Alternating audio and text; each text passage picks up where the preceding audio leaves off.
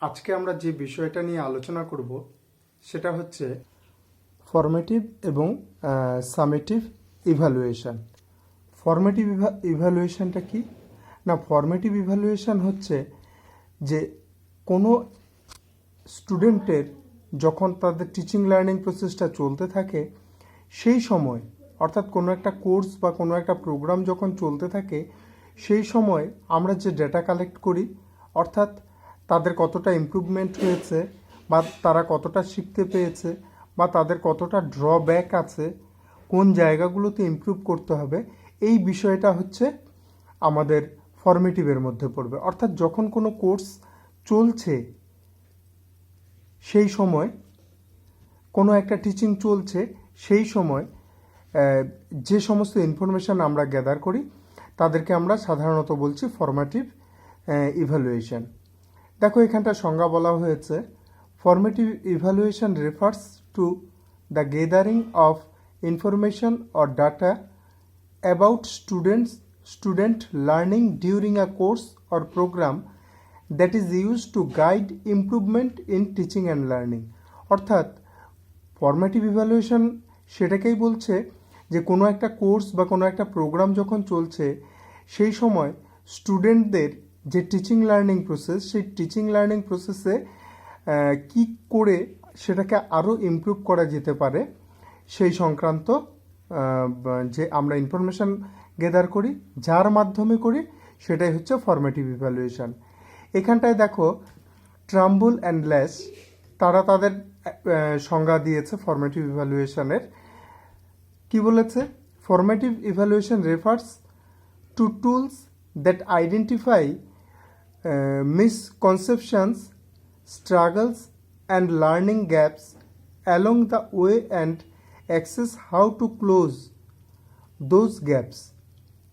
It includes effective tools for helping to shape learning and can even bolster students' ability to take ownership of their learning when they understand that the goal is to improve learning, not apply final marks.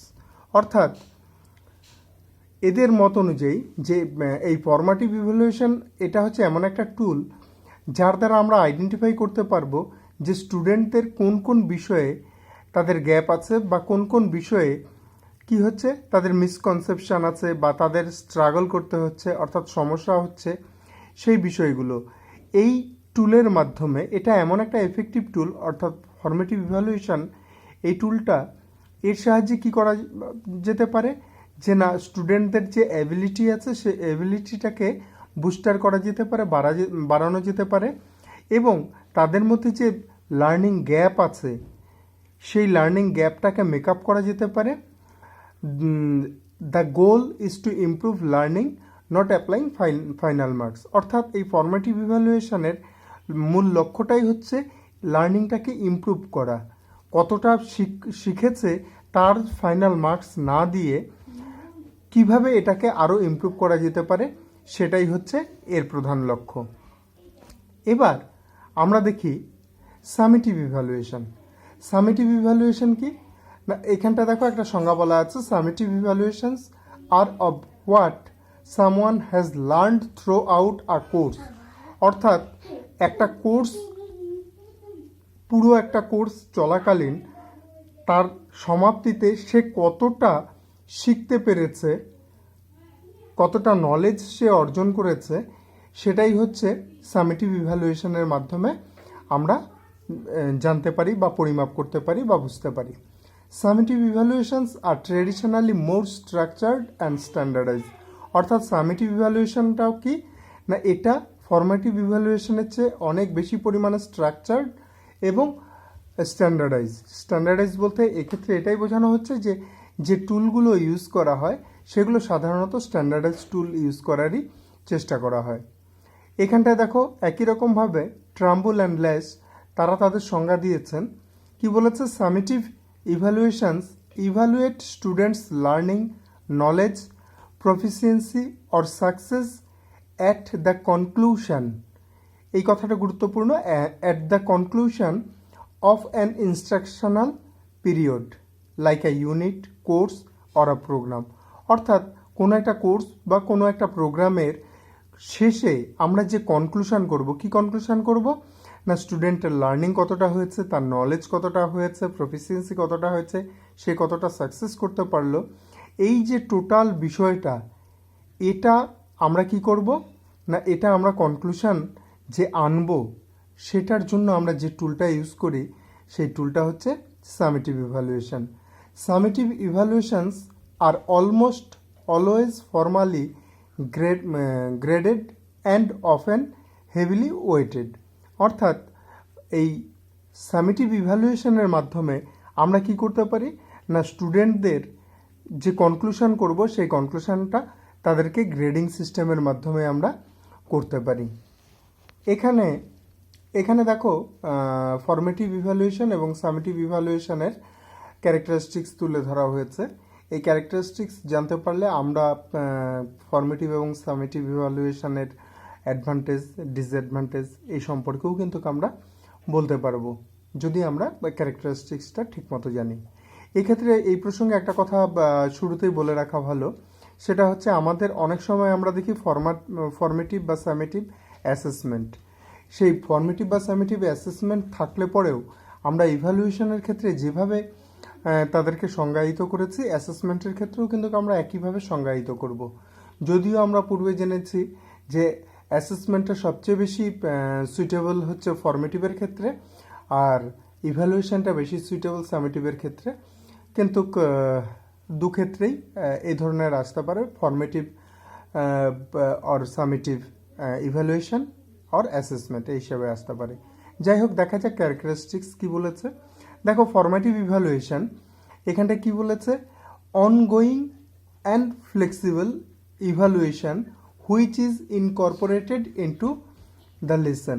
অর্থাৎ একটা process চলছে, যে প্রসেসের মধ্যে এটা একটা flexible আমরা evaluation করব যে সেই লেসনটাতে সে কতটা নলেজ গেদার করতে পারলো বা কী কী তার গ্যাপ রইলো ইত্যাদি ইত্যাদি। সামেটিভের ক্ষেত্রে কি fixed end of lesson, module, course or course evaluation. অর্থাৎ সামেটিভের ক্ষেত্রে সামেটিভটা ফিক্সড, এর ক্ষেত্রে আমরা কি করব না কোনো একটা লেসন, মডিউল বা কোর্সের শেষে এটাকে আমরা ইভ্যালুয়েট করব। তাহলে দেখো ওটা অনগোয়িং আর ফ্লেক্সিবল, যখন কোনো একটা লেসন চলছে সেই অনগোয়িং প্রসেসে আমরা যে ইভ্যালুয়েশনটা করছি। আর ফর্মেটিভের ক্ষেত্রে কি করছি না ফর্মেটিভের ক্ষেত্রে এন্ড অব লেসন। ঠিক আছে, এবার next informal process design to give feedback and effect lesson.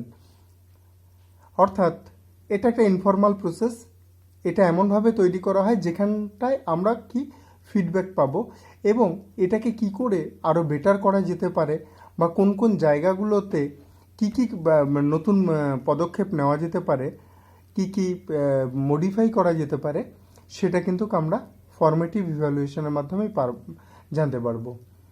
R summative ইভ্যালুয়েশনে কি বলেছে, আ formal process which is highly structured. অর্থাৎ এটা হচ্ছে পুরোপুরি স্ট্রাকচার্ড, এর সাহায্যে আমরা কোনো ফিডব্যাক পাবো না, এর সাহায্যে আমরা কি এন্ড অফ দ্য একটা রেজাল্ট পাবো, অর্থাৎ লেসনের শেষে বা কোর্সের শেষে তার আমরা রেজাল্ট পাবো। Focuses on the individual performance and needs of student. কি বলেছে, ফোকাসেস অন ইন্ডিভিজুয়াল পারফরমেন্স। এখানটা প্রত্যেকটা স্টুডেন্টের যে ইন্ডিভিজুয়াল পারফরমেন্স এবং তাদের কি নিড আছে সে সম্পর্কে আমরা এই ফর্মেটিভ ইভ্যালুয়েশনের মাধ্যমেই কিন্তু জানতে পারবো। সামেটিভ ইভ্যালুয়েশনে কি বলেছে, normalised scores for comparison against a pre decided standard. অর্থাৎ এখানটায় কি এখানটা একটা নর্মালাইজ স্কোর দেওয়া হবে যেখানটা আমরা কি দেখতে পারবো যে একটা স্ট্যান্ডার্ডের এগেনস্টে এদের অর্থাৎ স্টুডেন্টদের কার কি স্কোর হয়েছে তার একটা কম্প্যারিজন আমরা জানতে পারবো। ফর্মেটিভ ইভ্যালুয়েশনে কি বলেছে, produces feedback to meet those needs. সামেটিভে evaluates the end result not process. অর্থাৎ প্রডিউসেস, ফর্মেটিভের ক্ষেত্রে কি বলেছে, produces feedback to meet those needs, অর্থাৎ এখানটা একটা যে ফিডব্যাক আগেই বলা হয়েছে, এই ফিডব্যাকের কথা এখানটা আবার বলা হয়েছে যে না ফিডব্যাকগুলো কি না যে তাদের যে নিডগুলো আছে সেই নিডগুলো পূরণ করার জন্য যা যা ফিডব্যাকের দরকার সেই ফিডব্যাকগুলো কিন্তু দেওয়া যাবে আমাদের এই ফর্মেটিভ ইভ্যালুয়েশনের মাধ্যমে। আর এই সামেটিভ ইভ্যালুয়েশনে কি এটা একটা এন্ড রেজাল্ট, এটা কোনো প্রসেস নয়, অর্থাৎ এখানটায় ফিডব্যাকের কিন্তু কোনো স্কোপ আমরা পাচ্ছি না। লাস্ট কি বলেছে, opens communication and focuses on growth not grade. এখানটায় কমিউনিকেশানটা ওপেন থাকে, অর্থাৎ স্টুডেন্টদের কোনো সমস্যা বা টিচারদের কোনো কিছু যদি ইনফরমেশান দেওয়ার থাকে সেটা এই কমিউনিকেশান প্রসেসটা ওপেন থাকে। আর কি ফোকাসেস অন গ্রোথ, অর্থাৎ টোটাল যে টিচিং লার্নিং প্রসেসটা আছে এর গ্রোথের ওপরে ফোকাসটা থাকে, এখানটা কোনো গ্রেডের উপর ফোকাস থাকে না। সামেটিভ ইভ্যালুয়েশনে কি না এখানটায় আমরা আলটিমেটলি যেটা পাবো সেটা হচ্ছে আমরা গ্রেড পাবো। তো এই ছিল মোটামুটি এদের ক্যারেক্টারিস্টিক্স। তো আমরা এর পরবর্তীতে আমরা এনআরটি সিআরটি নিয়ে আলোচনা করব। তো আশা করি এই পর্যন্ত আলোচনা তোমরা বুঝতে পেরেছ। যদি কোনো সমস্যা হয় অবশ্যই জানাবে, ফিডব্যাকের আমরা চেষ্টা করব। ধন্যবাদ, ভালো থাকবে।